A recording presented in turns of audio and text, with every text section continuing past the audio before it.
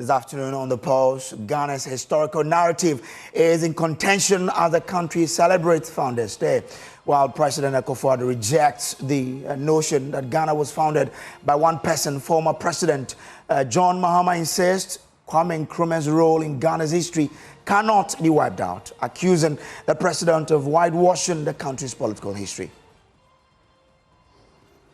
I speak to you this evening, rejecting completely the notion that Ghana was founded by one man. One of the things this government wants to do is to rewrite our history. And we shall not allow them to rewrite our history. Also coming up, healthcare delivery at the Kolebu Teaching Hospital grinds to a halt as a strike by allied health professionals enters day 5. We'll hear from the leadership of the group consisting of 23 health professional bodies which have refused to return to work until their demand for a seat at the management level of the hospital is granted.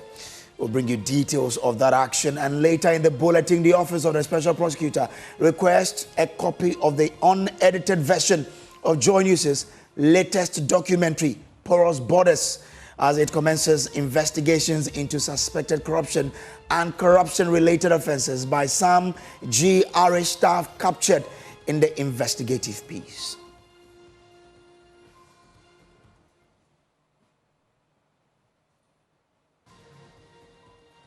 We have details of these and more live here on The Pulse, which is also live on DSTV channel 421, GoTV channel 125, and around the world on myjoyonline.com.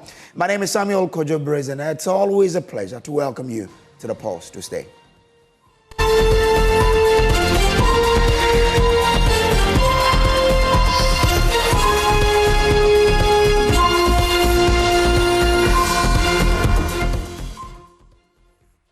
Well, this afternoon, Ghana's historical narrative is in contention as the country celebrates Founders Day, while President Akufo-Addo rejects the notion that Ghana was founded by one person. Dr. Kwame Nkrumah, former President John Mahama, insists Kwame Nkrumah's role in Ghana's history cannot be wiped out, accusing the president of whitewashing the country's political history. We'll take you down memory lane as we attempt to understand Ghana's true historical narrative. First, though, listen to President Akufo-Addo and then former President John Mahama share their dissenting views on Ghana's history. It is most appropriate that we have chosen this date to honor their sacrifices, their resilience, and their strong dedication to the ideals of freedom and justice. I speak to you this evening, rejecting completely the notion that Ghana was founded by one man.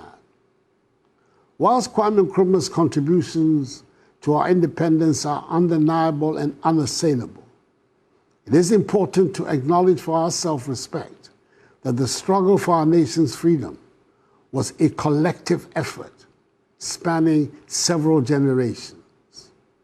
The formation of the Aborigines Rights Protection Society, the British West African National Congress, jointly sponsored by Joseph Casely Hayford and Thomas Hatton Mills, the United Gold Coast Convention, the work of countless unsung heroes, and the tenacious spirit of our people all played vital parts in bringing us to freedom and independence. Kwame Nkrumah, with his charismatic visionary leadership, was undoubtedly a major actor in the final lap of our journey to independence. And that is why, despite the several unfortunate things that happened after independence under his watch, Parliament in 2019 decided to memorialize his date of birth as Kwame Nkrumah Memorial Day, the only Ghanaian so far to be so honored in our history. His ability to galvanize the masses and articulate a clear vision for a free Ghana inspired many. However, it is essential to recognize that Kwame Nkrumah stood on the shoulders of past leaders. The groundwork laid by the Aborigines Rights Protection Society, the British West African National Congress, the United Gold Coast Convention, and many other organizations and individuals provided the foundation upon which Kwame Nkrumah built the Convention People's Party, CPP. And indeed, that is why he was careful to associate the name of his new party with that of the convention. The contributions of the leaders before him were instrumental, as is natural in the continuum of history, in shaping the political landscape that facilitated Kwame Nkrumah's rise to prominence. You see, apart from destroying our economy, apart from plunging Ghana into crisis, one of the things this government wants to do is to rewrite our history. And we shall not allow them to rewrite our history. Because the president said he does not accept that one person can be the founder of a nation. Yes, founding a nation, it takes many people, but there's always that critical one person whose sacrifice and efforts is what finally leads to the attainment of the objective that everybody is working for. Nobody can come and rewrite our history. Indeed, for those of you who don't know it, when the Queen finally agreed to give Ghana independence, the UGCC that Nana Akufo-Addo is fighting to be recognized as founders of Ghana wrote a petition. They sent people to England to tell the Queen, don't grant independence, we are not ready yet. And so today you can't come and rewrite our history. July 1st is our Republic Day. And we also made it our Senior Citizens Day. They've come to take the holiday from July 1st and gone to put it on August 4th, which is the day the UGCC was founded. When we come to office, we'll rectify those things. July 1st will be a holiday again.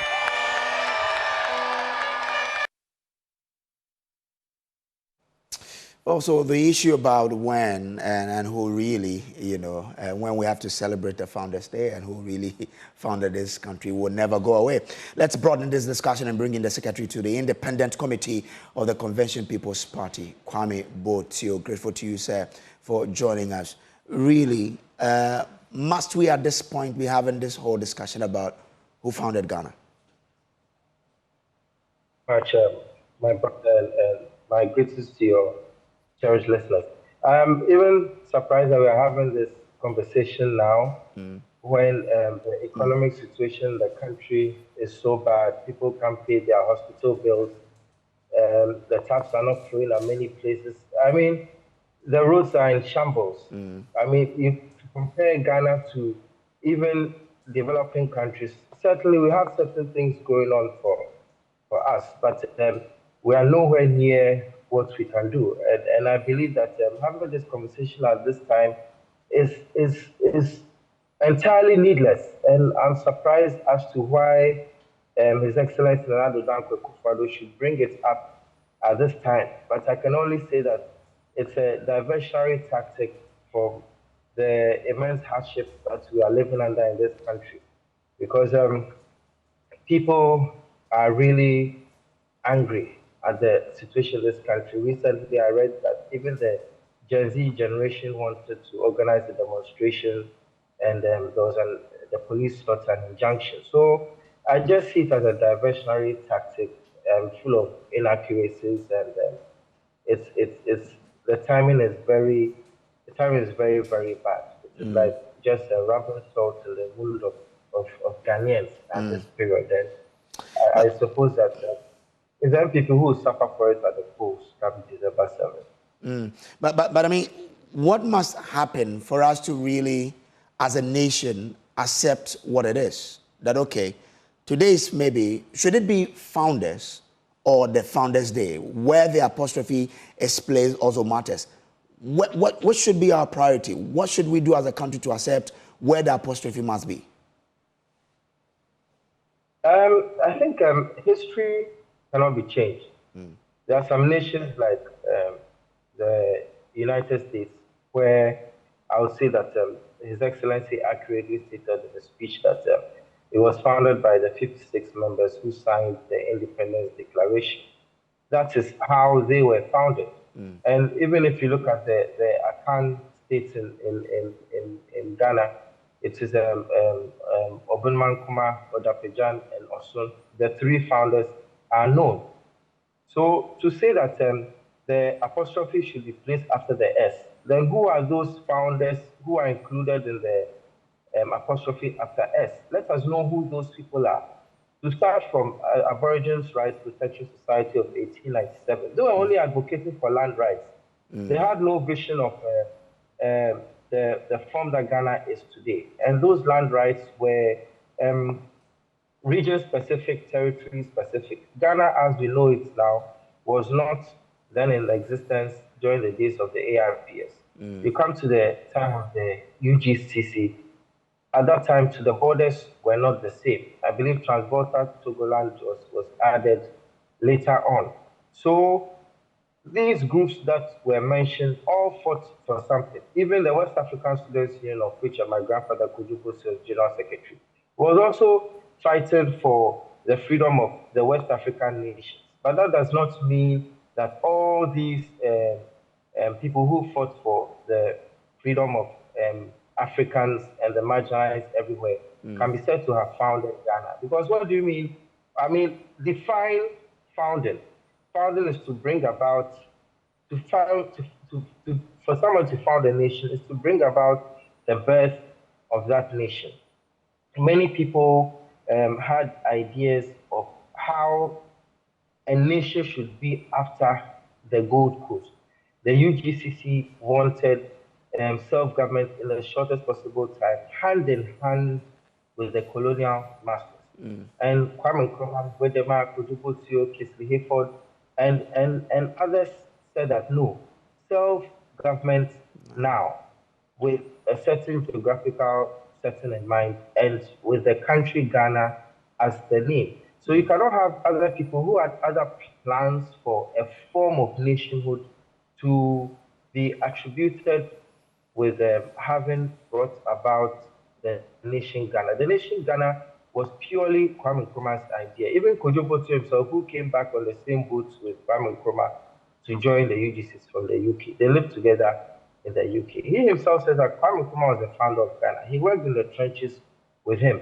Even here in Gwedema and others who can be said to have worked closely with him right from 12 June 1949 when the CPP were formed. They do not claim to have been part of what Kwame Nkrumah did. They realized that they were just there to support the vision. So there is only one founder, and it should be Founders Day, apostrophe before the S. As for the public holiday, whether there's a public holiday or not does not mean much. What is important is that history is not changed. Unfortunately for us, this is not oral history handed down from generation to generation. This is history that is documented, that is there for everybody to see. We see the letters from Honorable Dr. J.B. Dankwa, who I also hold in high esteem as a legal luminary that I look up to, resisting the independence cause as it was. He was part of the Big Six, yes, but if Ghana has been formed now, you cannot say that he was part of the founders of Ghana because he resisted what we have now. You cannot go back in history and change history. Once you change one aspect of history, it has a ripple effect, and our history becomes replete with inaccuracies. So we must stick to what the UGCC achieved. We must stick to what the ARPS achieved. We must stick to what all our forefathers achieved. But let us not ascribe to them something they did not do. This is Kwame Nkrumah. Ghana is Kwame Nkrumah's idea. He founded it. He had people who helped him, and that should not be changed. Well, but I mean, you mentioned some other people who started fighting for the independence. I mean, they could probably not say Ghana, but they were fighting for some sort of independence. So you mentioned the Obunaman Commuter and all of those. I mean, even if you stretch it, you might want to bring in the king of a hunter or two for Badubonso, who was fighting slavery. Shouldn't we also regard some of these people as part of those who really fought for the liberation of the country Ghana, and therefore we should recognize all of them together as a unit probably with Kwame Nkrumah playing the pivotal leadership role. These people were freedom fighters for the African race and for the marginalized everywhere. And a lot of them wanted to fight for the freedom of their ethnic groups or their territories. They didn't fight for Ghana per se. Some even fought for something larger than Ghana. Kwame Nkrumah, for example, the Osajifo, is sometimes accused of investing in places like Guinea. Apparently, he gave an amount of money, I've forgotten the exact amount, about £5 million or so to Guinea to help Guinea get on its feet. But I don't think that means that he's part of the founding fathers of Guinea. He apparently also had a mercenary sent to other African countries to help them in their independence struggle. But you cannot say that he was part of those who founded those countries. So we must draw the distinction there. Otherwise, if we draw the net too wide, then everybody who was born pre-1957 is part of the founding fathers, because we cannot take into consideration only those who are documented. There were other people who were undocumented, the cocoa farmers who contributed their money to the CPP, the market women who, Nadede and others who supported the CPP. Can we also say they are the founders? What is happening now is just an effort by the NPP to claim, even though they haven't said it expressly, that the Big Six and the UGCs are part of the founders of Ghana. But that is not accurate. They have not come out to say it in so many words. But by creating this ambiguity, I believe they are laying the grounds to do that. Because if you say Kwame Nkrumah is not the founder and that there are other founders, and you go back all the way to ARPS, then are we including everybody from the 1890s and before? I mean, it will just go too far back in time, all the way to the 1400s, 1300s, up to the region where the accounts settled, where other ethnic groups settled to contribute to what Ghana is today. And then the waters become too much. By the end of the day, we'll have about 1,000 people forming Ghana. So let's look at the history as it is. Let's appreciate our freedom fighters, but ascribing to them the title of being co-founders is not accurate. It looks as if unless you have that seat, you are nobody. It's as if to say in Ghana, if you are not the president, then you are not contributing to the development of the country. But anybody in his corner, anywhere, doing his small bit to help the country is also helping the country. But you cannot give that person a certain title that they have not attained, not to say that they are not important. A founder of a country is as important as the freedom fighters who helped to fight for the freedom of their various ethnic groups and various regions. But you cannot equate them to the founder. That does not belittle them. So that's our problem as a CPP. I think there's a bit of a I don't know whether a self-esteem problem going on somewhere. Okay. Honorable Dankwa did his bit. He's very important in Ghana's history. All the Big Six are the members of the UGCC that Kojobo to you to talk to me about personally. He held all of them in high esteem. They all did their best, but they did not found Ghana. They had different ideas for what the nation should be. They had their own name in mind. Certainly not Ghana, and certainly not what we have today. Okay. Kwame, stay with me. Let me bring in Paul Grave Boakye Dankwa. He is government spokesperson on governance into this whole discussion. Paul Grave, why does there seem a deliberate attempt to rope in the other 5 members of the Big Six as part of the founders, just to take away Kwame Nkrumah, the widely recognized founder of Ghana?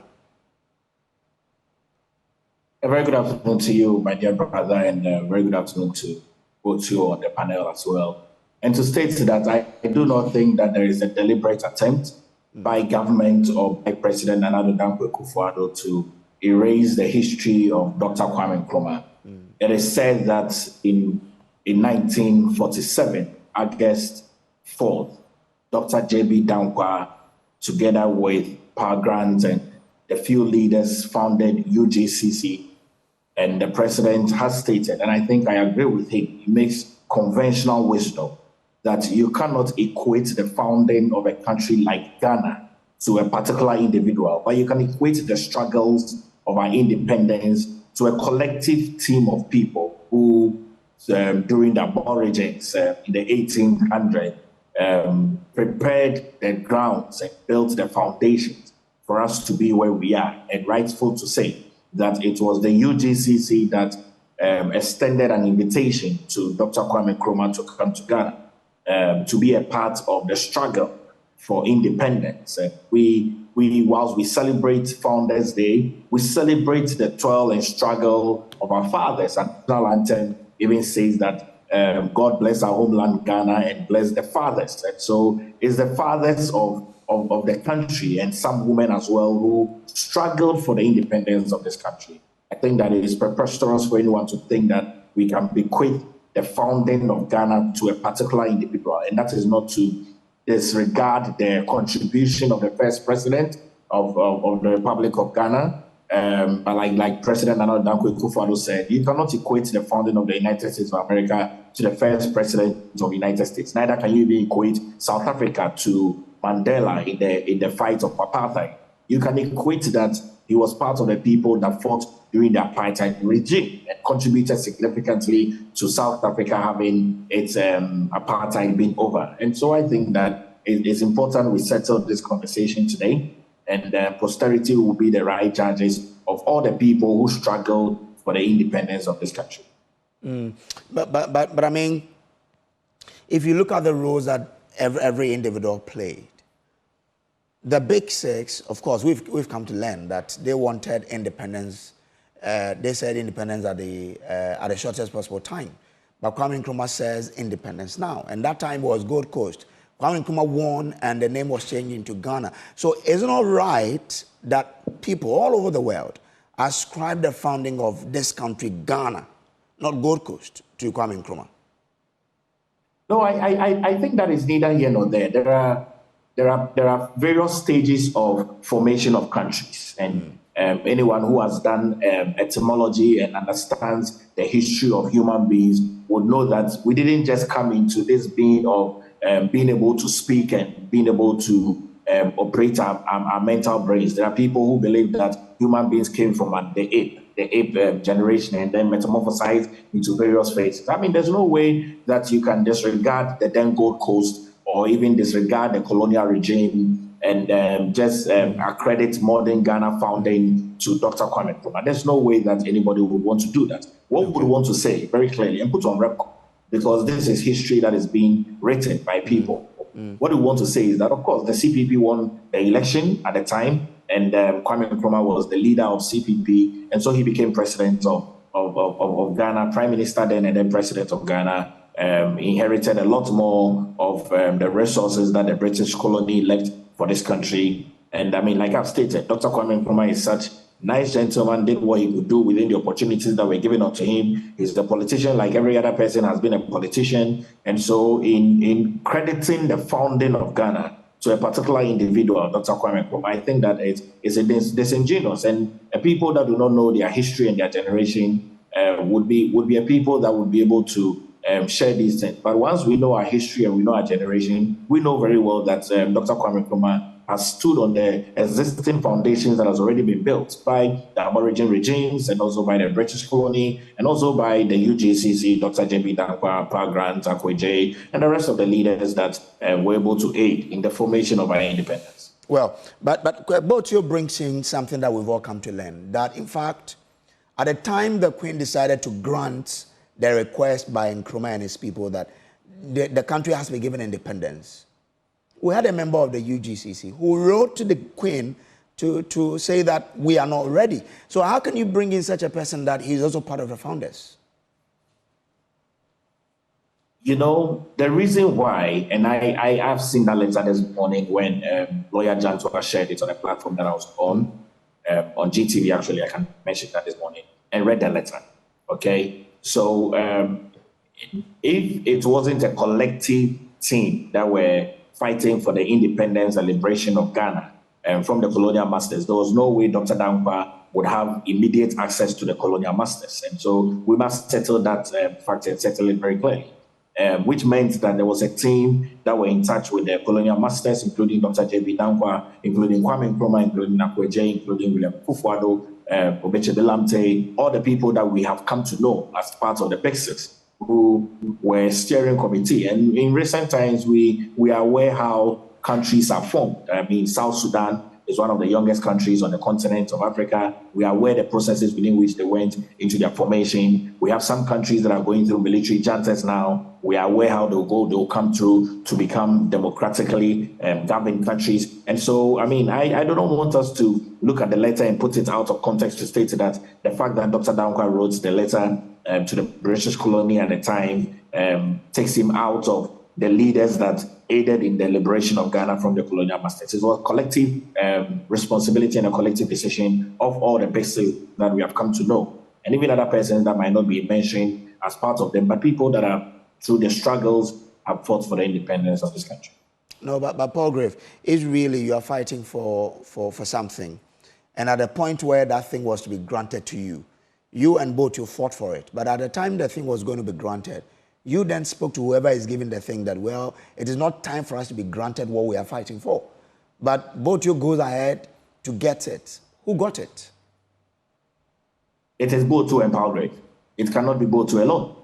Definitely, it cannot be Botu alone. Olympics is ongoing now. There are every time they look at for the first three. If you come below the first three, you're not part of the people. But you cannot say that you do not participate in the Olympics. I mean, once you participated in the Olympics, you participate in the Olympics. Whether you were the last on it or not, you still participated in the Olympics. Whether you won first, second, third, you still participated in the Olympics. So there's no way we can say that Dr. Kwame Nkrumah and Dr. J.B. Dankwa and Akweje didn't participate in the fight against the colonial masters and in our own struggles to become independent from the colonial masters from 1947 and even up until the time when we gained our independence in 1987. But in your own analogy, if we are looking for the winner, is it those who participated or the person who won? But you cannot say that Ghana's independence was won by Dr. Kwame Nkrumah. That's preposterous. No. I'm just using your own analogy that we all participated in the Olympics. But we are talking about, we're not saying the freedom fighters, we're saying the founder. And you brought in the Olympics. And I'm saying that we all participated in the Olympics, yes. But if we're looking for the winner, it is not a group of people, it is just an individual. Not so? Absolutely, it is just an individual. Mm-hmm. And I brought that analogy for you to know that in the fight against independence, it was not just won by Dr. Kwame Nkrumah. It was won by a collective team of people. And then there were many letters that as well exchanged hands from the British colony into the Ghanaian community. I'm aware that the Ashantis as well were involved in our liberation and in our fight and in our struggles. The Achems as well were involved in our liberation and in our struggles. We cannot rule out their impact and their influence at all. Mm. Okay. Gentlemen, hold for me, both you and Paul Grave, hold for me. We've been speaking to some Ghanaians on the streets of Accra to share with us their opinions about this whole debate about the founder, whether it should be apostrophe S or the apostrophe after the S. Listen to what they have to say, and then afterwards we'll come back to you. Here and my sister here about the date change. I think Nkrumah should be celebrated, because this date change is not necessary. We all grew up seeing Nkrumah's picture all around, seeing it on our CD notes, especially these two CD notes. So I think it's a deliberate attempt by the government to, clear the name of Nkrumah. But these young ones coming up, I think it will be difficult for them to at least have a picture as we all grew up seeing, because this two city note is no more for them to at least see Nkrumah's face and acknowledge Nkrumah's efforts. So I think it's a deliberate attempt by the government. What do you think we should be doing to preserve the legacy of Dr. Kwame Nkrumah, as you say we should? Okay, to preserve this legacy, I think the current government should at least bring this date back to where it was.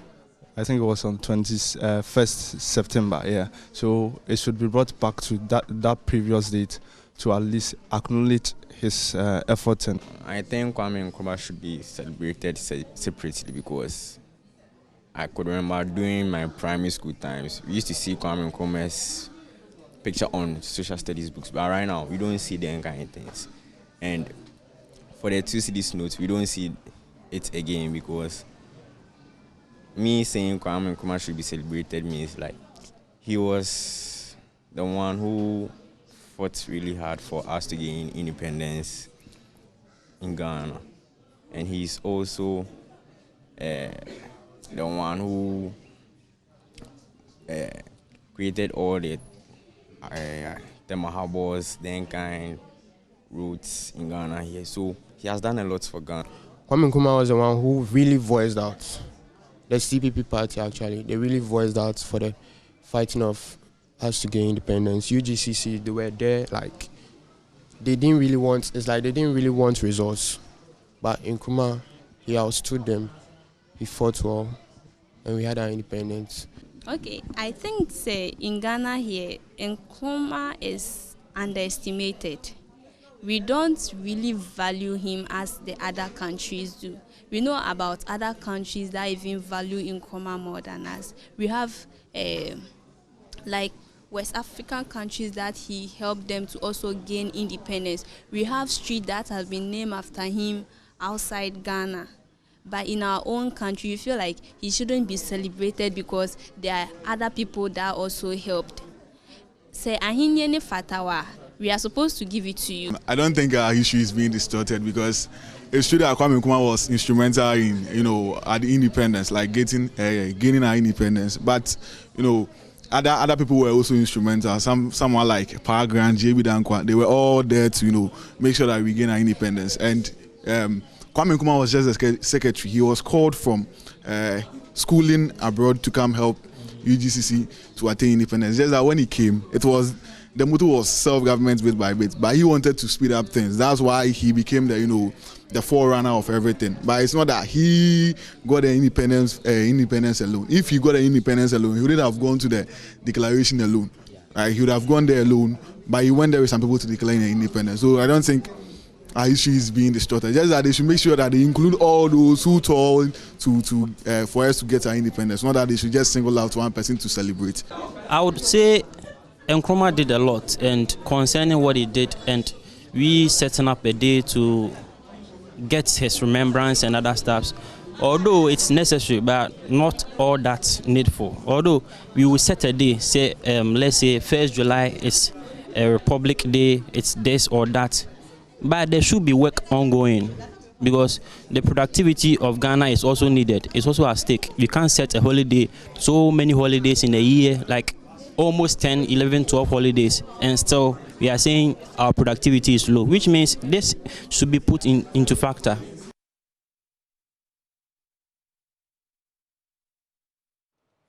Well, so there you have it. Some youth there sharing with us their opinion about this whole debate, whether it should be founders or founders, apostrophe S or apostrophe after S. They've shared their viewpoint there. But Paul Grave, from what the youth shared with us, there's a widely accepted, you call it notion of who really people ascribe the founding of Ghana to. At this point of our history, must we bother ourselves with a discussion about whether it should be a group of people who founded the nation or an individual who led, and so we should recognize him? The Bible says that a generation arose that did not know their God. And that generation that arose that did not know their God is primarily because that generation were not told about who their God is.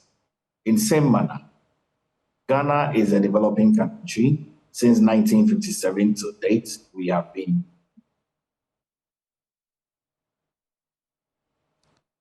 Paul Grave? I might have lost Paul Grave. Growing. We've had successive leaders now, and it's important that we retell our story. And in retelling our story, we shape it in the narrative that is key. There is no way, and I don't know what the historians will say, but there is no way we can ascribe the founding of a country to an individual. There is no way. We can ascribe the struggle of a country to a collective team of people. That, I think, makes reasonable sense. But there's no way we can ascribe the founding of our country to an individual. And so for the people out there, some of the people did say that, yes, of course, if we should set up a day aside for Dr. Kwame Nkrumah to be celebrated, it's not a problem, because then he's the first president of the republic. But majority of them do not agree that we ascribe the founding of Ghana to an individual. All of them are aware that since history, all of us, we have learned about the basics. And even other people whose names might not necessarily be captured in history of having been part of the struggles for Ghana. Like I stated, the Ashanti Kingdom were significant key stakeholders in our liberation. I'm aware as well that the Achim Kingdom as well were also part of the liberation. The Northern Kingdom, there were a lot of instrumental chiefs and kings in this country that also exchanged pleasantries and courtesies with the British colony at the time. Because you remember the Aborigines was about lands and culture, and then we came into the UJCC, and then we were finally able to have our independence.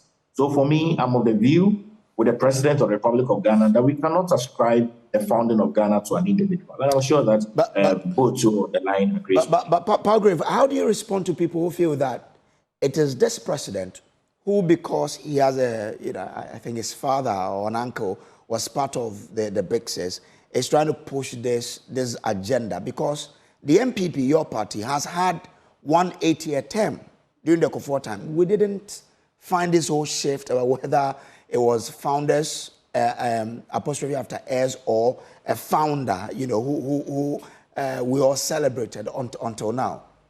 How do you respond to people who feel that it is this president who's pushing that agenda? I don't think it is because President Nana Dankwa Akufo-Addo has a father or an uncle in the fight of independence, for which reason he's asking that in celebrating the Founders Day, we add them to it. I don't think so.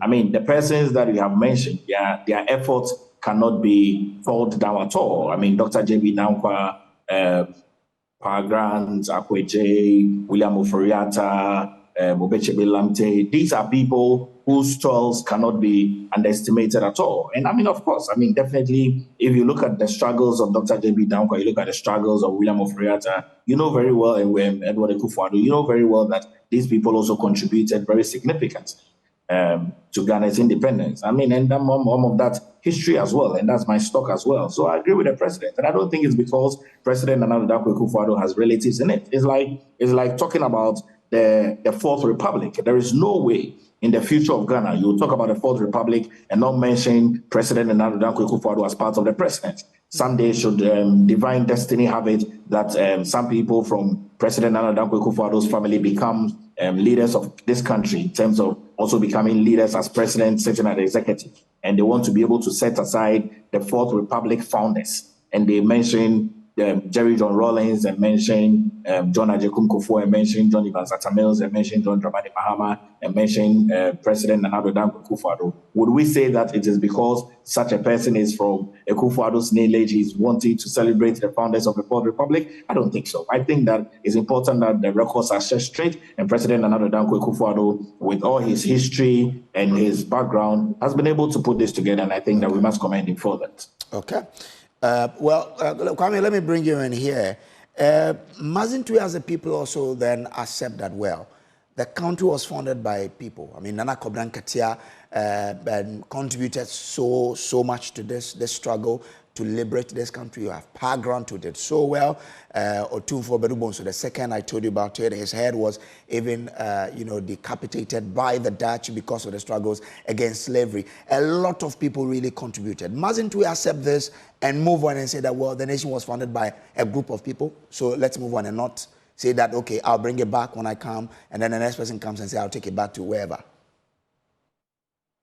Well, I would say that if not for the historical fact, which is documented, I would have advocated for that, because if to do that means that my own grandfather, Kujubo Kwame Nkrumah's best friend, would have had pride on his place, since he was standing by his side at the Independence Declaration at the old Polo Grounds. But I have to eat humble pie and realize that as much as people like him and others struggled with Kwame Nkrumah. They are not the founders. Kujoboto showed me numerous documents, writings to show that, he even kept a very detailed diary. He kept detailed diaries which are still in existence to show that everything at every point in time was Kwame Nkrumah's idea. And there were those who helped him to implement it. But we cannot rope in all those people because they fought against slavery, because they fought for the territorial integrity of some parts of the country, because they were fighting their own battles based on the convictions placed in their hearts. We all have our roles on this earth, and they followed it to the end. But we cannot say we are rewarding them for their hard work by making them co-founders with Kwame Nkrumah. Fighting against slavery is a good thing, but then do we include everybody who fought against slavery? Because a lot of those who fought against slavery were fighting against slavery to protect the integrity of their nations. Some wanted to protect the Akan nation, some the Ga states. Even within the Akan nation itself, some of the groups were formed basically just to protect the Fanti indigents, some were to protect the Ashantis. It wasn't for Ghana per se. They all contributed in their in their big ways to protect their own places. As I said before, some, their vision was bigger than the nation Ghana on its own. Some, their vision was within Ghana. But if you are going to talk about Ghana as it is now, you see, it is Kwame Nkrumah who founded it. And as I said, it doesn't take away from all that the others did. Kwame Nkrumah himself wanted African unity. And if he had been able to attain African unity, then probably other accolades would have been added to what he already has as the founder of Ghana. But as at the time that he was deposed and as at the time that he died, Africa still had a long way to go. So we recognize the contributions of everybody, no matter how small. But it would really be unfair to say that just because these people, as important and as accomplished as they were, contributed in some ways, they can be said to be part of the founders of Ghana, because a lot of them too did not want even the current ethnic composition of Ghana as it is. Some had their own leanings as to which ethnic groups they would want to even lead Ghana. So in all fairness, we can accept that they all contributed, but in all fairness, too, let us give credit where credit is due. Otherwise, we ourselves stand to take away from others in future what they achieve in their own right by saying that, oh, because this person thought of this, because this person said this, because this person suggested this idea to you, you have to share your achievements with them. It should be clear cut, and we should celebrate everybody where they have achieved. Let's not just bunch everybody together. But as it stands now, we don't even know who those founders apostrophe after S, as I said. Until we know that, it is very evident that it is just an attempt to further water down Kwame Nkrumah. Because even in the speech, there's a part about Kwame Nkrumah's excesses after independence, and that in spite of all that, in 2019, a holiday was made in his honor. Yeah. All these come to show a certain timeline, trend of events, starting from the outdooring of the NPP vice presidential candidate. You can see a trend there. Ghanaians are very discerning, and they are not going to, sit down and take it. Ghanaians are very peace-loving, non-violent people. But anytime their history is being massaged they will rise and speak against it. Okay, all right. Botu, I'm grateful to you. I'm grateful to you, Palgrave, as well, the two gentlemen helping us out with this debate. But you know what? As we spoke, you saw a video of Nkrumah Rowe there. He was speaking at the All African People's Congress. Take a listen. Like slavish imitators, to accept it as our mold. If we find the methods used by others are suitable to our social environment, we shall adopt or adapt them. If we find them unsuitable, we shall reject them. Fighters for African freedoms, I appeal to you in the sacred name of Mother Africa to leave this conference resolved to rededicate yourselves to the task of forming among the political parties in your respective countries a broad united front based upon one common fundamental aim and object, the speedy liberation of your territories.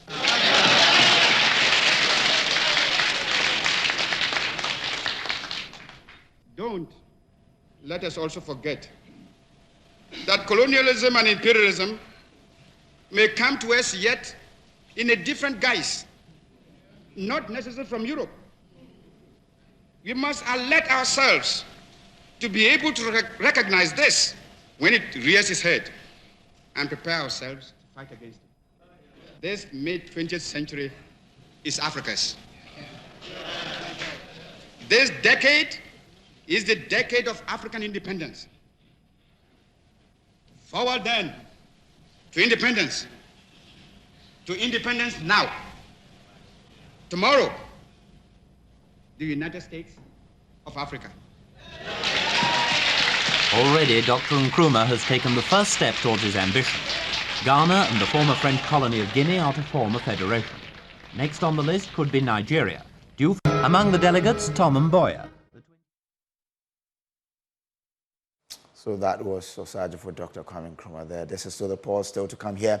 Healthcare delivery at the Korle Bu Teaching Hospital grinds to a halt as a strike by allied health professionals enters day 5. We'll hear from the leadership of the group consisting of 23 health professional bodies which have refused to return to work until their demand for a seat at the management level of the hospital is duly granted.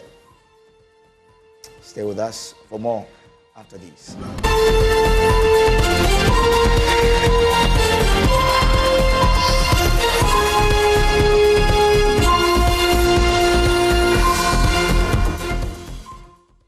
Welcome back from the break. Now, this afternoon, healthcare delivery at the Korle Bu Teaching Hospital has grinded to a halt as a strike by the allied health professionals enters day 5.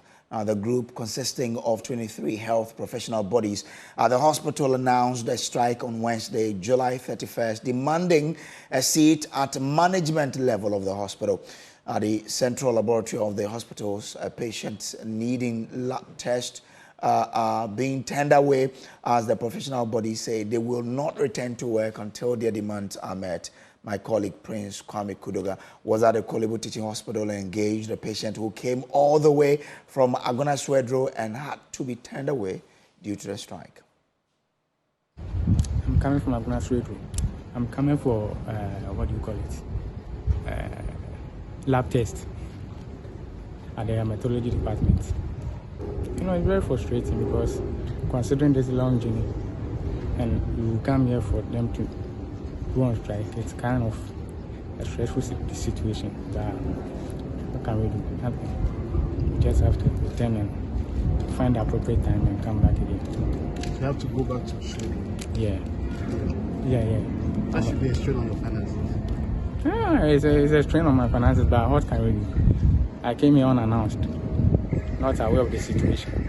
And coming to meet this circumstance is kind of frustrating. So I can't deal with the situation. I have to get back with men, continue with whatever I have to do.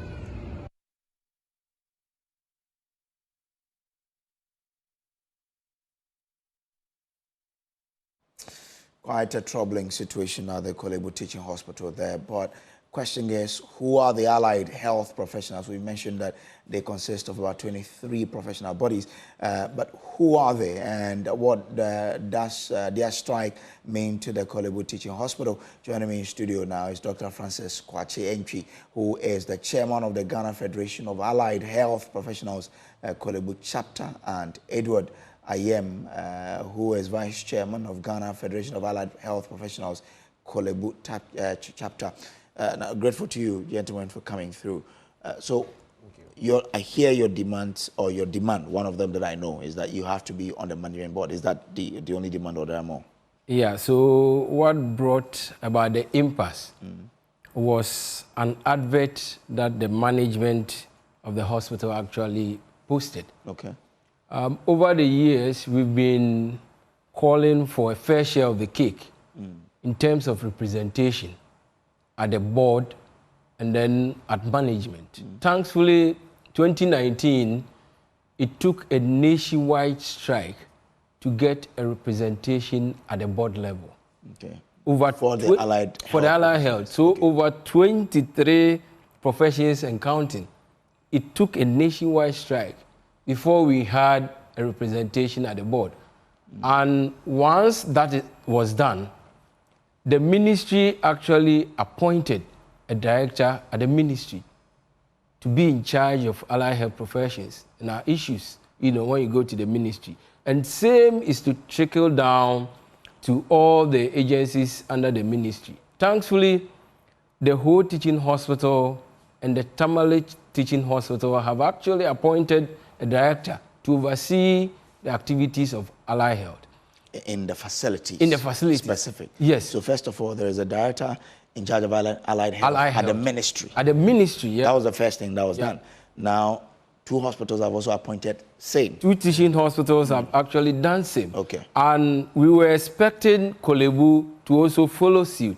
In actual fact, we are of the view that Korle Bu has actually delayed, because if you look at teaching hospitals, Korle Bu is the mother, and everybody look up to Korle Bu. So we were thinking once the ministry actually did the needful, Korle Bu would have followed up with same. Only for this year, we saw an advert of a deputy director of medical affairs, and they were deputy director of medical affairs, into bracket allied health. Okay. Meaning they were putting us under the medical directorate, where we have argued over the years that we are of age. And so we need our own directorate. And the ministry have actually done the writing. And so we wrote to them that they should immediately withdraw that advert and then advertise for the position of a director of allied health, instead of putting us under the medical directorate. And we engaged with them, and they refused. So we had to also shake the systems more for everybody to know that all is not well in Korle Bu. Okay.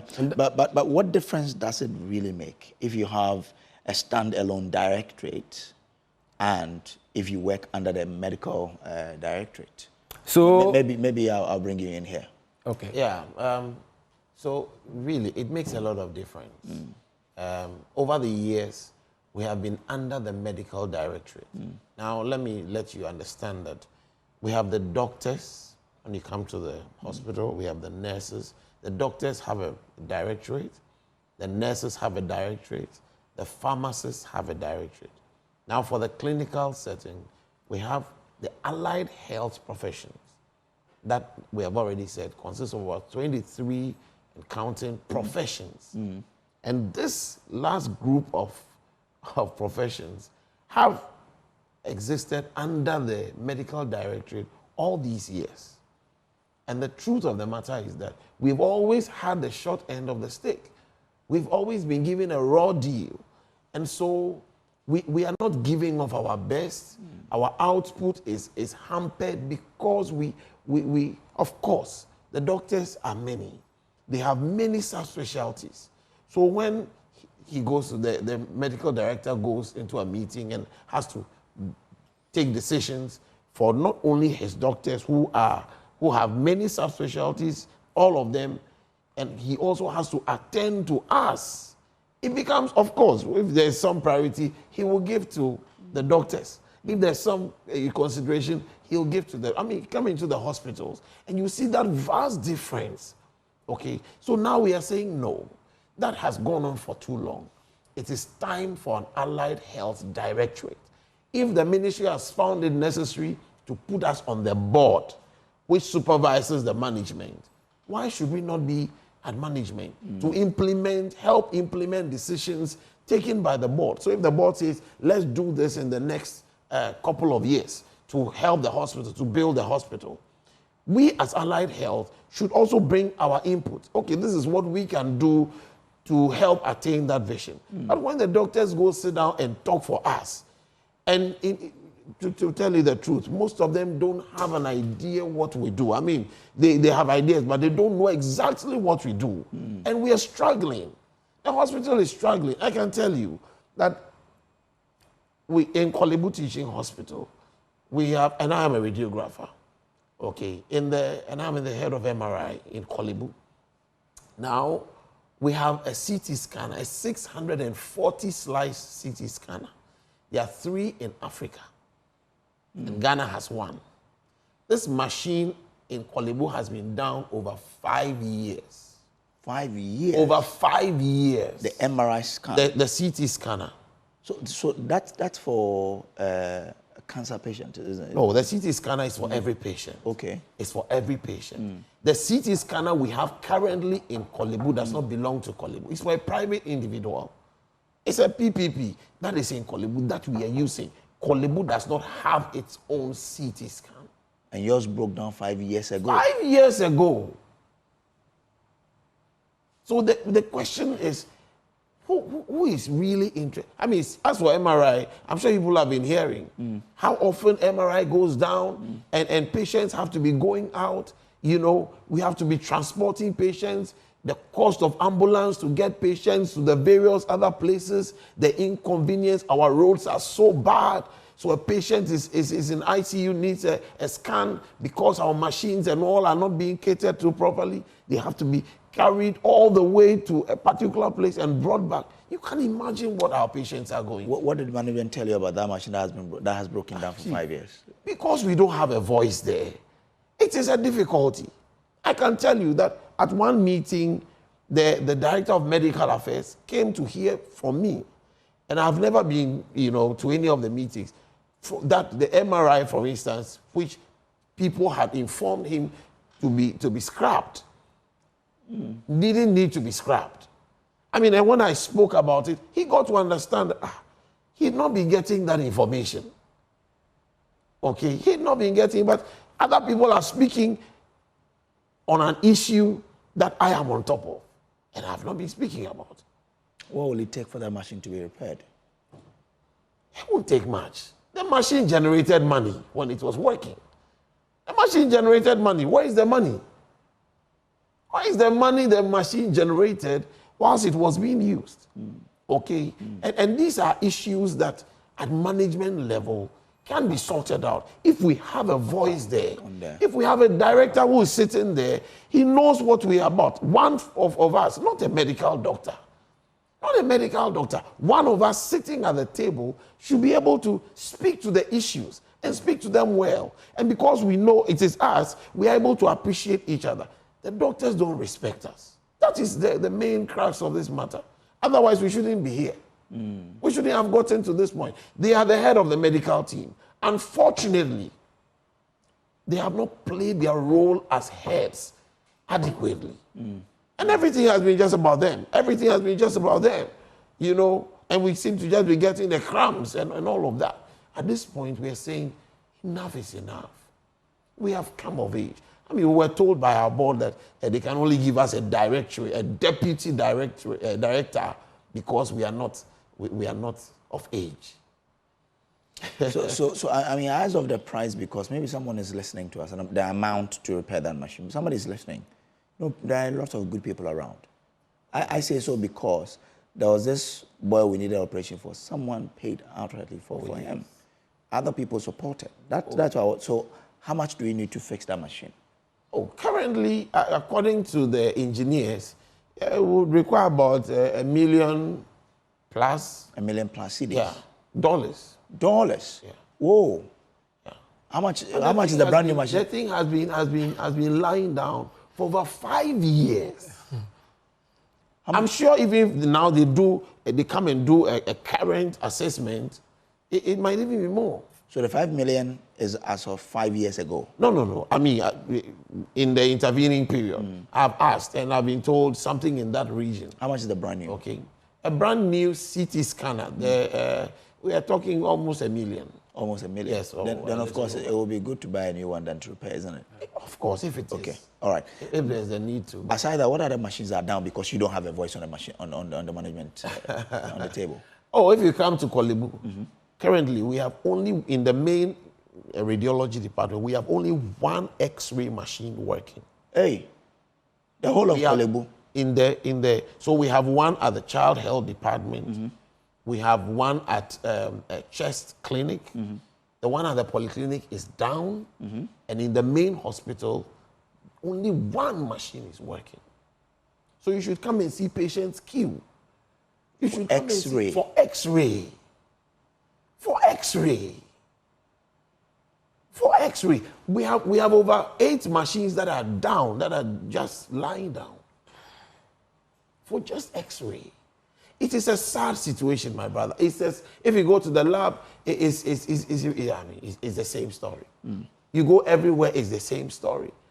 Why should that be? And most of these machines were given to the hospital. Free by some people. How much, the X-rays, how much does it take to repair one? So it means that there's a lot of challenges that, do you have so many? Do you have private persons providing the services for the X-rays and co on the premises? In Kolebu, that is becoming the issue now. Now they're setting up some private places, okay?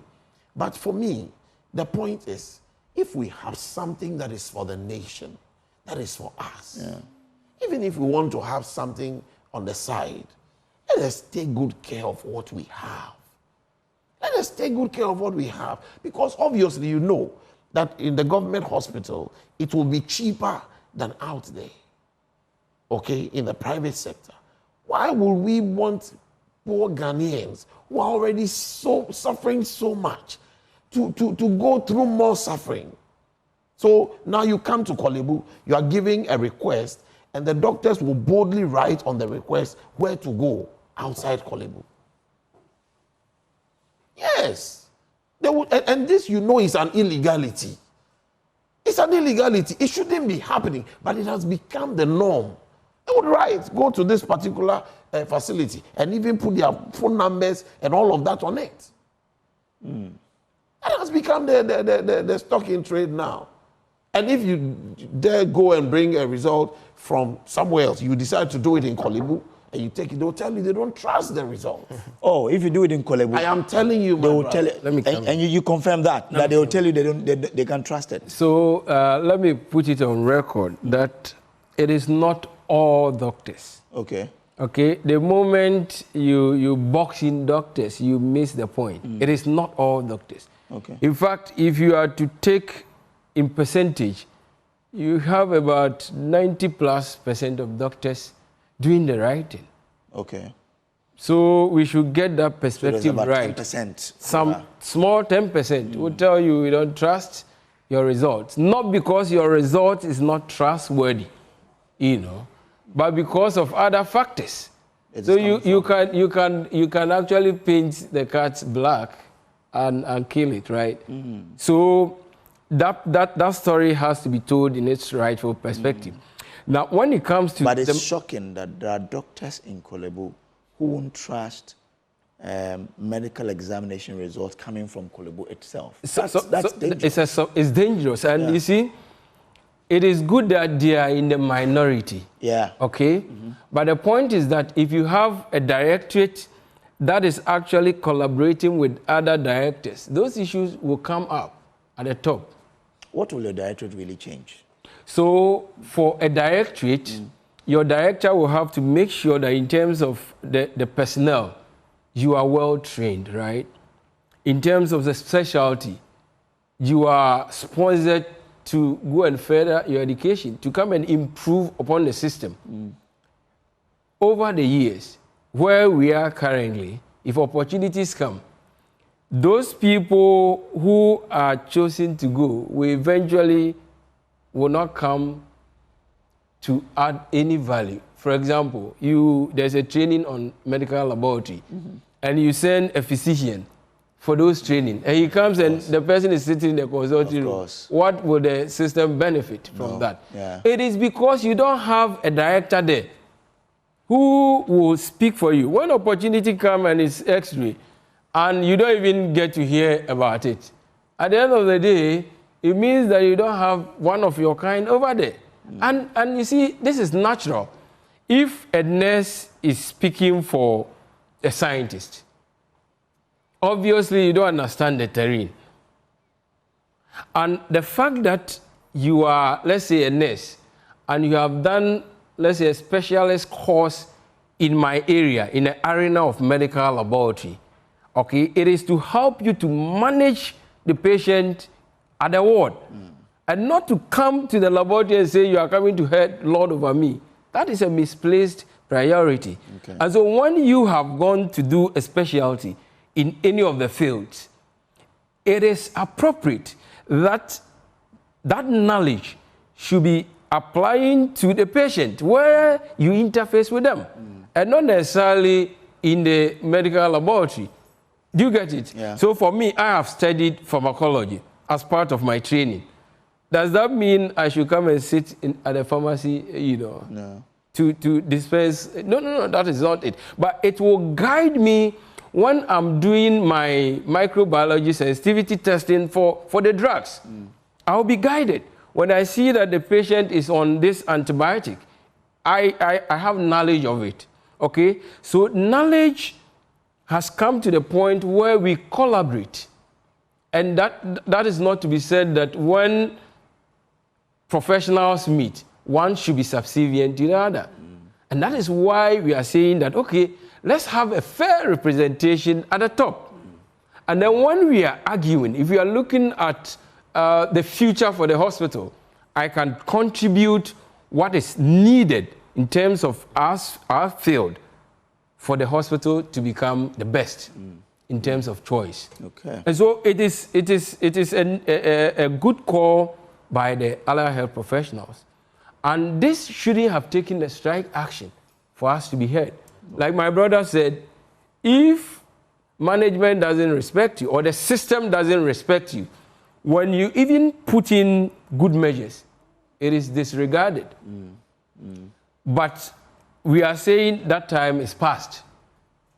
The time when people were begging for inclusion is past. It's long overdue. The time when you were being fed with crumbs, like you said. It is long overdue. But what do you mean by that?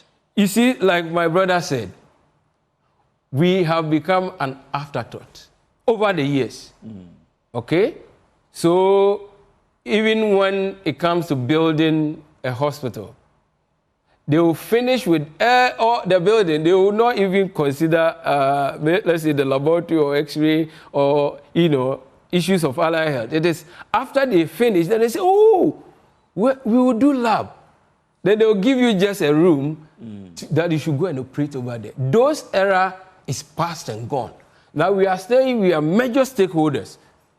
When you come to allied health, we are the largest in terms of professionals working within the hospital. Professionals make up. You mentioned something. So if you come to allied health, we have medical lab in there, physiotherapy in there, and I believe when I mentioned that you appreciate what they do. You have optometry over there, you have dietitians over there, you have radiography, then the radiography, we have therapy, radiography, those involved with cancer treatment and all that. We have a lot. We have a lot, about 20, and it's still counting because day in, day out, it's been added on. And you've boxed us together into allied health. Give us our fair share of the cake. Let us talk for ourselves. You said, no, you should still be under a medical directorate. Now, thankfully, management of Kolebu and the board have actually admitted that we deserve a directorate. Okay. And they have written to that effect. Do you know the impasse now? They are now saying, okay, we will give you a directorate. So we've created a directorate for you. But we are going to appoint a deputy director for the main tower. I say, what are you talking about? It is the same disrespect we are talking about for 50 years. Because the deputy director won't be on the management, right?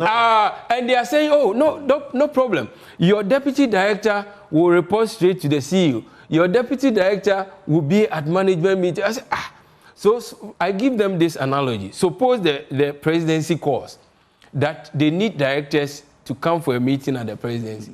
Then I'm the security guy over there. Then you get there and say, show me your card, and then your card is being deputy. Who the hell, what do you need over here? What are you coming to do here? I said, directors should come. Okay. I said, oh, I'm a deputy director, but my board told me that when directors are going, I also, Master, what kind of logic is this? Okay. And then when you talk to people who are objective minds, they will tell you, how will you create a directorate and appoint a deputy? Whilst Tamale Teaching Hospital and the Ho, which are relatively smaller teaching hospitals compared to Kolebu, have appointed directors over there. What are you trying to tell me? It means you don't still respect me. And you want me to function properly at the hospital? No. So that is why we told them that enough is enough. Is enough. We can't bear it anymore. Okay. Our forefathers actually fought. Now we are saying we can't bear it anymore. It is independence now. And I think today is it's a founders holiday. Founders holiday. We are saying independence now, not tomorrow or next week or 1 month to come. It should be now. It should be now. Okay. Now, my production team is telling me that you have a meeting with the NLC about this particular matter. Yeah. Why did you get to the NLC? So the board of Kolebu and the management actually wrote to the NLC appealing to them to intervene because we were going on a strike. You know, that's how come the NLC got into the situation and actually wrote to us to invite us to meet with them. Let me chip in this. It is an irony, okay, that the board and management that can appoint what we deserve, they've run to NLC to intervene. To intervene for what? You have the power. The board has the power to appoint, right? And then you go to NLC that, please, I beg you, come and intervene because these people are going. It doesn't really add up. Okay. NLC would obviously expect you to call off the strike whilst you negotiate. Is the strike going to be called off or is it long? So thankfully, before we even came here, with the respect we have for the NLC, we have called off the strike officially. Okay. So tomorrow, our members will be going back to work. Even though some have traveled, actually I had calls from other friends that because of the holidays and then because we were on strike, some have traveled far and wide. So maybe by Wednesday, effectively, everybody will be at post. But officially, tomorrow we are going back to serve our clients. So and if I come to Kolebu, I'll come and see you there. Tomorrow, because we are going to meet with the NLC at 11, in the morning you come and see me there, but around 10, I'll have to leave for the ministry. All right. And your members say they would obey? Those who have traveled will come? Yes. So in actual fact, we need to thank our members. Some sent me a message that their hearts are broken. And I told them that, no, you don't have to be heartbroken. They were urging us to go full length. But we are telling them that, look, the NLC is the mandated body to actually intervene for us to get what we want. And we believe that when we go there and we argue our case, the NLC will probably tell Kolebu to go and do the right thing. Okay. Right. So let's see how this will come. But the breaking news is that the allied health professionals have called on the strike, effective today. But, I mean, the implementation will start tomorrow, but effective implementation will begin on Wednesday. So we look forward to see how it goes. But are we expecting that your colleagues in Comfort Teaching Hospital in Cape Coast and in Effiankwanta may probably begin same to call for same. So thankfully, let me state that the current minister, Dr. Bernard Okoboy, has done well. When he heard it, actually he wrote to us on Friday. Okay.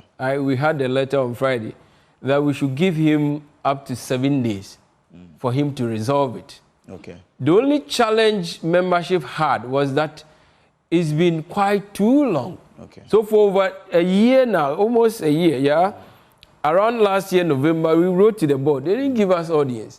So our members felt disrespected. Okay. And that is why they were bent on going on with the industrial action. But then Dr. Okoboy has actually given his word that we should give him 7 days. That 7 days will expire on Wednesday, God willing. And we are hopeful. For me, I trust him. He's a good friend, actually.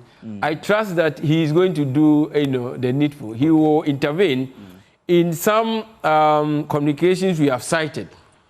He has not directed just Kolebu, but the entire teaching hospitals in Kolebu, those who don't have the director for allied health, and even the ministry, Ghana Health Service, he has directed all their boards to make sure they appoint director for allied health. Oh. So I will say Ayiko to the minister. He has done well. All we are waiting for is implementation, and it should be happening within a reasonable time period. Okay. We want it now and now, not tomorrow. Okay. All right. So that's a win for the allied health professionals. Thank you very much, gentlemen, for coming through. You're welcome. Well, still here on the post, the Office of the Special Prosecutor says it has commenced investigation into suspected corruption and corruption-related offences as captured in Joy News' latest investigative documentary, Porous Borders. The Special Prosecutor has since requested to be furnished with an unedited version of the audiovisual recording of the files used for the documentary to facilitate its own investigation into the suspected acts of bribery and corruption by staff of the Customs Division of the GRA. By this move, the OSP has become the third public institution to react to the documentary following reactions by Parliament and the Ghana Revenue Authority itself. There's more in the following report. Porous Borders captured in real time corrupt officials of the Customs Division of the Ghana Revenue Authority at Ghana's eastern border.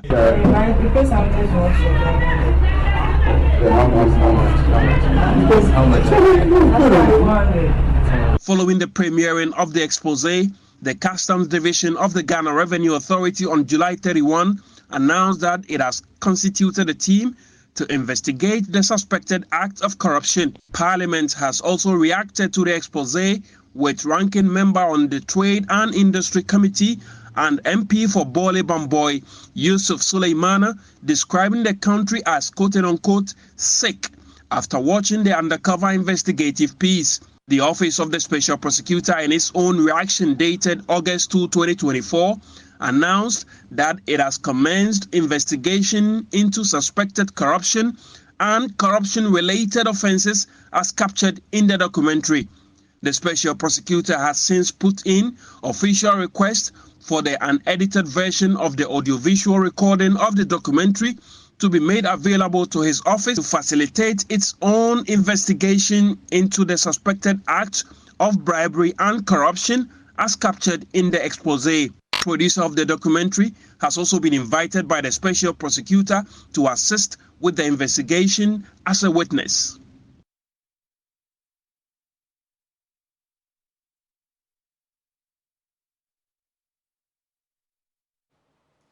So we'll bring you more on that particular story. Now, the ever-worsening road conditions in the capital have reached a critical point with malfunctioning traffic lights on lit streets and pothole-riddled roads. Drivers are forced to navigate in pitch darkness while pedestrians often bear the dire consequences. Joy News editor Emefa Apao took a tour of some intersections and roads in the city, uncovering the daily struggles and risks faced by commuters. The probe last night on the Joy News channel highlighted the urgent need for action to address these safety concerns. So let's start off from this particular intersection and take a drive through part of Accra, at least the most popular part of Accra, and let's understand what exactly the situation is. There are either no road markings, there are no street lights, or the traffic lights are always non-functioning. At least, thankfully, where I'm starting from, which is the home of multimedia, you can see that the lights are working, at least the street lights are working. And it's well lit. It's a well lit road, I should say, thankfully. How come there are no road markings on these particular roads? What exactly are your challenges when you're driving through most parts of Accra? It will be interesting to hear your story. But first, let's hear my story with a drive with a team on a Saturday night in Accra, and we'll tell you how it looks like. So our drive has now taken us all the way, I'll tell you all about it at least, from the Ring Road all the way. We are now on the Switchback Road in Cantonment. I am itching to know what the situation is, at least on the main 37 road. On the Switchback Road, Cantonment, many of you would say, okay, it's not a major road, but there are no street lights here. What you see are those in front of some of the Diplomats building, amongst others. So all the way from the Cantonment Post Office, what we call the Togo Embassy area, all the way to this side, at least. This is what I'm seeing. You can see, together with myself, Yusuf and Abu, this is what we see. So we are almost at the Christ the King parish, and still no sign of any street light, but at least we are seeing some road markings on the road. It does appear that you have to pick and choose which one exactly you would want. But we've had to go 10 all the way. We've gone over the Sankara Circle, what we used to call the Sankara Circle, the Akwaje interchange. And you can see the Jubilee House right in front of you, the seat of government. I see the traffic light working here. Road markings are also working, but see, right after the traffic light, I count 1, 2, and 3, and this is after the third traffic light. You realize that the rest of the street lights are not working. So after the third street light that I counted, we are still in front of the Jubilee House, and all these lights are not working. So just 3 street lights right in front of the Jubilee House are working. After that, all the street lights in front of the Jubilee House, even though in front of the Jubilee House is well lit, the rest all the way to the Afrikiko traffic lights, they are not working. Well, you ask yourself who is watching, who is listening, those who've been clothed with the authority to address these challenges. Don't they drive through the streets of Accra and Ghana? Really, there are a lot of places where this problem persists. My colleague Michael Ashale and Anabuache Yadoma have also been checking on the situation on the Accra-Tema motorway and the Sewa Junction in Kumasi, respectively. In fact, driving in the night when it's raining is very difficult because there are no road markings. That's why sometimes in the morning, if you drive around town, you will see cars have been parked in the gutters. Why? Because there are no road markings, so they cannot see when you are sliding from this road to the gutter. You know, see before you realize you are in the gutter, and you have no option than to leave your car in the gutter till the next day. And probably if you leave your car there, someone will come and take your batteries and some items from your car. So it is very, very, very difficult to drive in Kumasi at night when it's raining.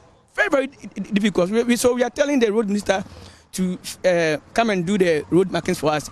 We will not beg him, because we the drivers, we pay our duty. We pay everything. The government takes taxes from us. So we are not going to beg him to come and do it for us. We are telling him to come and fix the thing for us. Otherwise, there's no need for us to be paying the roadworthy and so many things. Very, very alarming and dangerous as well. I think I've been using this road almost about several years now. Motorway going to Adan, Sege, Volta region, and looking at how dangerous it is, very, very, very bad. What is going on here? There's no street lights, and when the car was coming from Accra to Tema inside, I don't know, because sometimes there's a lot of accidents happen here at the moment, and you yourself, you'll be shocked because of there's no street light. The portals, they just, even when what do you call it, the truck drivers are coming self to come across here to drop them and lots of things. You see how this place do and things. Yeah. They are be suffering. Then you could see maybe some motor will be coming or then crash the motor, and then so accidents are always happening here most of the time.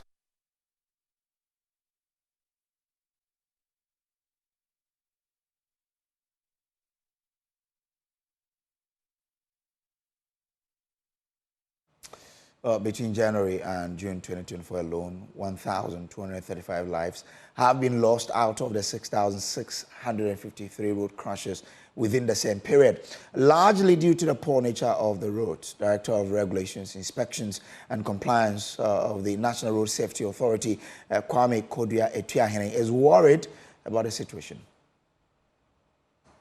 What we have done, actually, without having to deal directly with the issues. I mean, these are concerns that falls directly on the laps of stakeholder institutions. So you are talking about the Department of Urban Roads, the Highways, Ghana Highways Authority.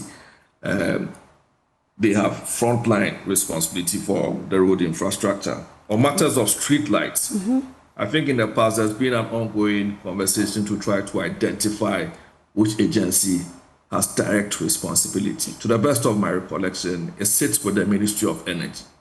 Because I mean, the part of our electricity bills that go to service the street lights come through the ECG to the Ministry of Energy. And it must have been a year or two when we engaged them under some MEDA program they are taking to improve visibility in some parts of the country. In some parts of Greater Accra, the feedback we got at the time was that the portion of our electricity bills that go to service that part of their job appears to be woefully inadequate. But again, I mean, if we can work together as stakeholders, we may not be able to solve all the visibility issues at a go, but we should be able to influence the decision based on data. Get to understand where the issues are happening and what sort of short-term interventions could be put in place. Well, Principal Research Scientist with the Building and Road Research Institute, Dr. William Akar, has attributed the lack of functional traffic lights, street lights and road markings to a disregard for safety concerns. It's an unfortunate situation. We all drive around, and this is the daily experience which all of us are experiencing.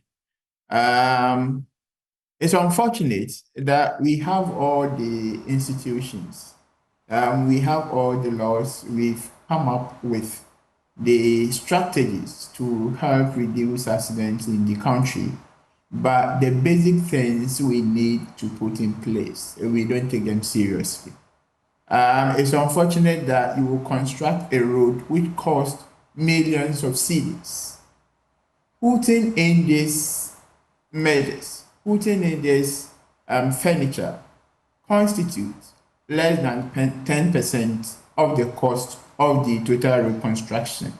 But we are able to produce the pavement, drivers are able to access it, not safe, it kills people, but we sit down unconcerned.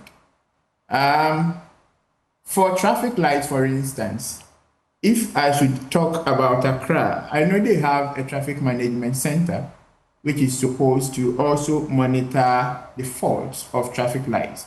And so the Department of Urban Roads are aware. What I'm also aware is that they subcontract the maintenance of the traffic lights to some companies. We have to ask whether government has been paying these companies. We all know the problems in the road industry. A lot of contractors are being owned by governments. And so we have to ask whether the non-maintenance of these traffic lights are as a result of the non-payment of the contractors. In all, I think that we've not taken safety seriously.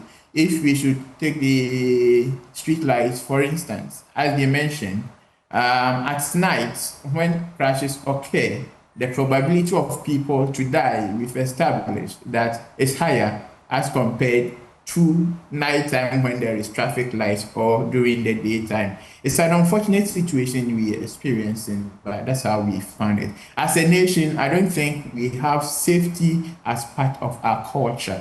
We sitting down, people are dying unconcerned, and we doing nothing about that. MFA. Well, let's do election headquarters now and take you straight to the Upper East region, specifically to the Bongo constituency, where former President John Mahama is currently addressing, party faithfuls and some Ghanaians there, selling to them his idea of that he's coming with in his second term. He's now seeking to be elected to serve as a president of this country. Maxwell Agbeba is with him, and he comes through with this. Maxwell, you are there. Over to you. What's happening?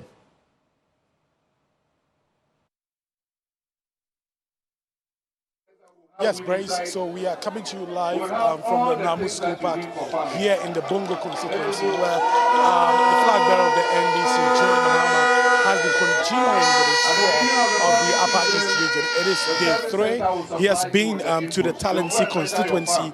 Now he's in the Bongo constituency. He has 2 other constituencies more to visit before the day ends. Key among some of the things he has been talking about in the Talensi constituency, specifically Gbani, is the establishment of the National Women's Bank to support women with soft loans. He has also been talking about the farmer service centers that will provide maximum support to farmers in this particular region. He's been speaking a lot also about the 24-hour economy and what the NDC will do if it is elected into power in December. He's speaking now, addressing the crowd now here at the Namu School Park. We can listen to what he's saying right now. And 48 districts have been selected. In the districts that those projects are being implemented, they are letting their parliamentary candidates be here. Meanwhile, that money belongs to all of us. And so when they come and the parliamentary candidate is behaving as if he brought a Soko project, just tell him that he's telling lies. The money is from the World Bank. The money is for all of us.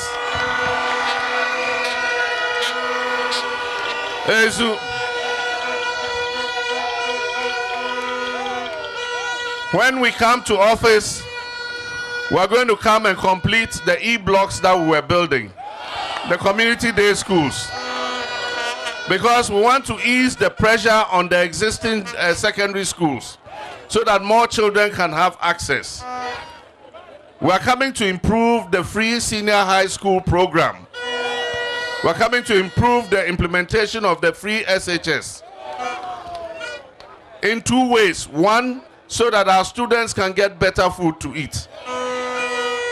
And so we're going to take the responsibility for feeding the students and give it to the headmasters, so that the headmaster can go to Nambong market or to Bongo market and buy granules, he'll buy beans, he'll buy maize, he'll buy rice, and come and feed the children.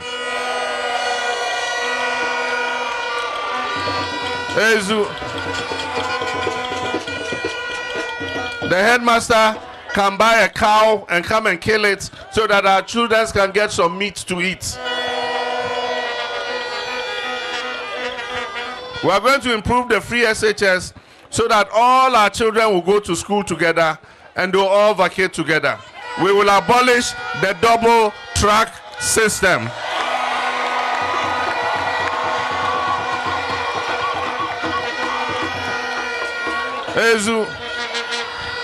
Our children will not come and stay at home for 4 months before they go to school. By the time they come and stay for 4 months, normally they've forgotten everything that they learned in school. And if you are not lucky, some of the female students get pregnant and they can't go back to school. So we're going to show MPP the red card.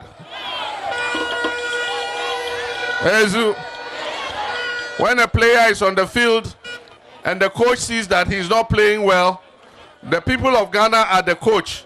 If you see that the player is not playing well, what do? You substitute him. It's time to substitute the NPP. And I know that on 7th December, the NDC, by the grace of God, inshallah, is going to win the election.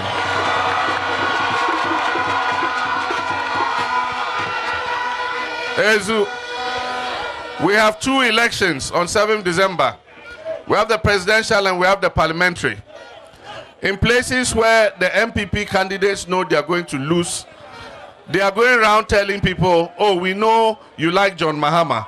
We know you will vote for him. But vote for John Mahama for the president and vote me, the MPP candidate, for parliamentary. That's what they are telling the people. Don't be deceived by them. When you vote for JM, you must vote for Charles Bauer.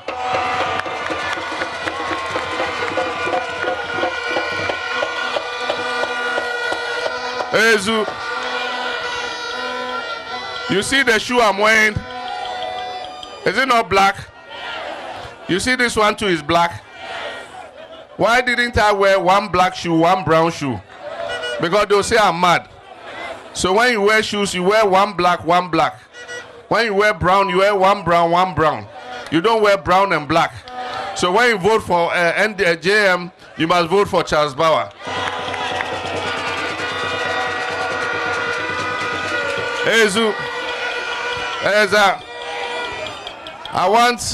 I know we're coming to meet a mess, but the little money we have to prioritize.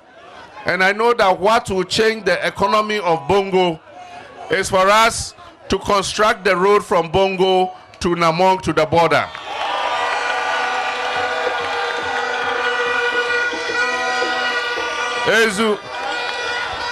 Because if we do that, a lot of the trucks will prefer to come and pass through here to go to Burkina Faso. And once they pass through here, it will improve the economy of the Bongo district. So I want to promise my father, the chief of Namong, that by the grace of God, NDC is going to win the election. We'll prioritize the Bongo-Namong road. So that is former President John Dramani Mahama there in the Bongo constituency of the Upper East region. Well, we'll keep an eye on that as well. But the governing New Patriotic Party has constituted 11-member committee to oversee the planning and execution of its 2024 manifesto launch scheduled for August 18, 2024 in Takoradi of the Western region. Now, this makes the MPP the first to unveil its manifesto ahead of the 2024 general election following the National Democratic Congress's campaign launch 2 weeks ago. On your screens now, shortly, will be a copy of that statement from the MPP announcing the constitution of that committee and the launch. Now it says the New Patriotic Party launches 2024 manifesto. Now it says the New Patriotic Party NPP is pleased to announce to the public the launch of its 2024 manifesto, which is scheduled to take place on Sunday, August 18, 2024 at Takoradi in the Western region. In line with the above, the party has constituted the following 11-member committee to oversee the planning and execution of the event. One is Madam Oboshisai Kofi, chairperson, Mr. Henry Nana Boache, member, Ms. Abena Asante is to serve as secretary to this committee. Kojo Nkrumah is to serve as member. Fatih Abubakar will be member. Dr. Antoinette Tibudako will be member. Madam Kate Jemfua will be a member of the committee. Mr. Francis Ndedisia, who is the chairman of the party in the region, will be a member. Dennis Miracles Abuachi will be a member. Anthony Abayi Fakabo will be a member. And Al-Haji Haruna Mohammed will be a member of this committee. It says the party congratulates the committee and expresses confidence in their ability to really oversee as it says, to deliver on its mandate in the supreme interest of the New Patriotic Party, signed by Justin Kodua-Frimpong, General Secretary of the NPP. So that is what it is. So, 18th of August will be coming shortly. We will be there as Joy News to bring you everything that happens there to you wherever you will be. Away from that, several houses and properties close to the Achimota police station have been demolished by an alleged private developer. The incident happened early Sunday morning. Homes and makeshift structures were destroyed by individuals described as land guards in the presence of men dressed as police personnel. Occupants of the land, including staff of the University of Ghana adjacent to the Achimota police station, are currently displaced and fear for their safety following the incident. My colleague Kenneth Jesse was there and reports. Well, this place might look calmer now, but just last night, it was a very tensed atmosphere because people who stay here tell Joy News that unknown persons yesterday came to demolish these structures. They say they were given a notice just last month to vacate the place. But most of them say they work for Achimota School and the University of Ghana, and this is an official residence that has been handed over to them, so they have nowhere to go except here. We were here and then we saw the bulldozer entering, scattered these two, went to this side, scattered that side too, and then he was here and then brah into the room. And then the unfortunate thing is people were inside because they were too deep asleep to the extent that they were not fast enough, and then they didn't hear too, so they had to rush. We have to even shout to the bulldozer man that there are people in. Mommy here and then the little kid over there. So I want to find out from you, where do you sleep tonight? Where are you going to sleep? Nowhere. We don't have any place to sleep. We will still hang around as we did yesterday. Yes night, we couldn't get any place to sleep. So we hang around until this morning. And we will still do the same thing. Because they don't find any place for us to sleep. So we are still hanging around. You also have nowhere to go? I have nowhere to go. And I don't have money to rent today. If I have the money, where am I going to get a room today to pay the money? Told me that there's some small room at our Achimota school gate, so I should go and pack my things there for the meantime. So that's where I pack even my things, so they're the one that left.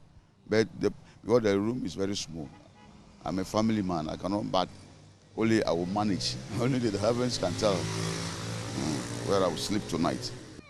Well, the residents say it took the intervention of neighbors for this demolition to be discontinued, because the neighbors that stay around came to their defense, and there was a bit of a scuffle between them and the people that came to demolish the structure. That is the only reason why you see some of the structure still standing.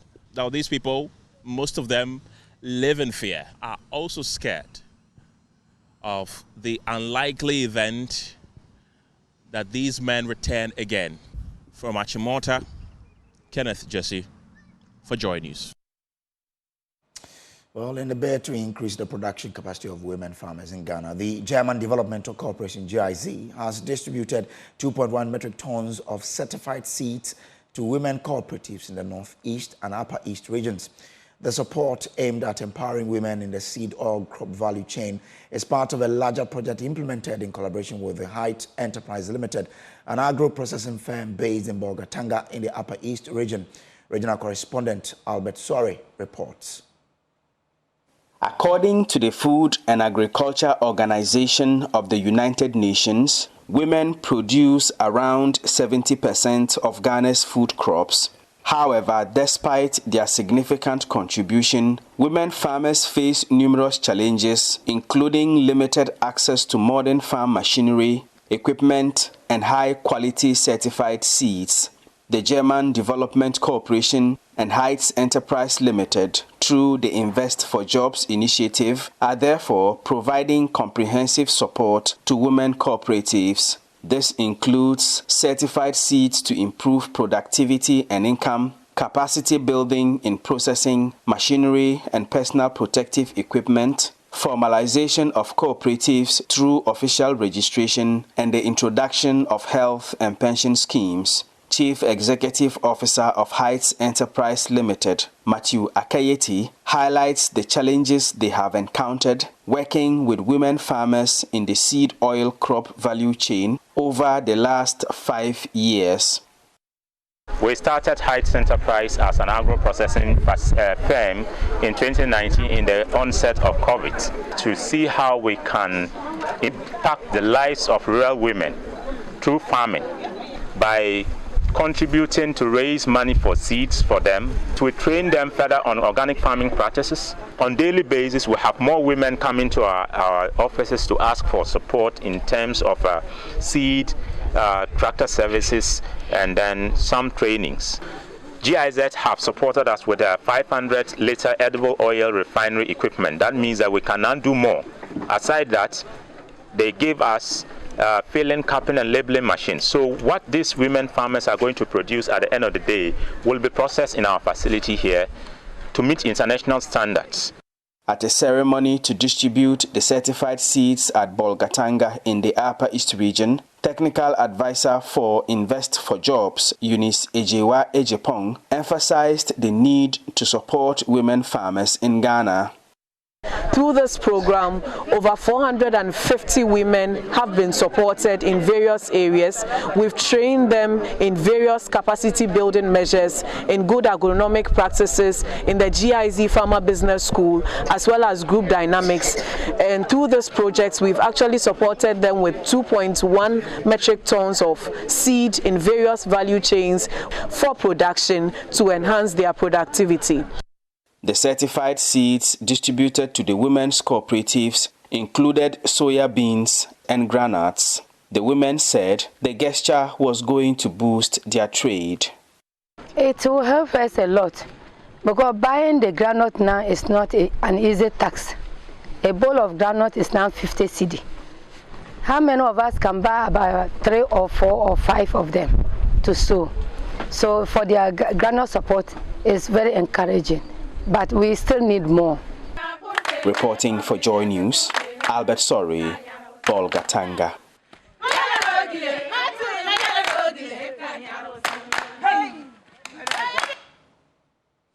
And here in Accra, I am Samuel Kojo. And that's how we wrap up today's edition of The Pulse for you. There's more news and information on myjoyonline.com. Currently on that portal, there are several stories. One of them says, I will willingly step down after 2024 elections, Akufo-Addo says. And also, Comfort Teaching Hospital, Central Lab empty. Kolebu Teaching Hospital, Central Lab empty as Allied Health workers strike enters day 5. We are aware that that particular strike has since been called off because they've been invited by the National Labour Commission. Well, there's that and more on the website.